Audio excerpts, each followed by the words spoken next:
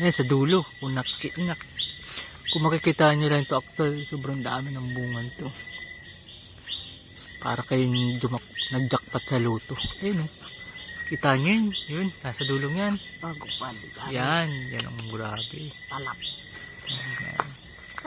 Ang concern lang dito sa amin, kapag nahihinog na siya, dinadapuan ng kabog o paniki sa Tagalog.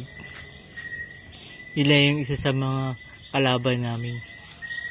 Pero once na ito ay Ay, pag may kabog, iliburin ko yan. Magkaroon lang kayo ng isang punong lansones. Grabe, malaking tulong na sa inyo ito. Pwede na kayong kumita dito ng more or less 10k basta sagana siya sa bunga. Saka kapag na-hit nyo yung magandang presyo sa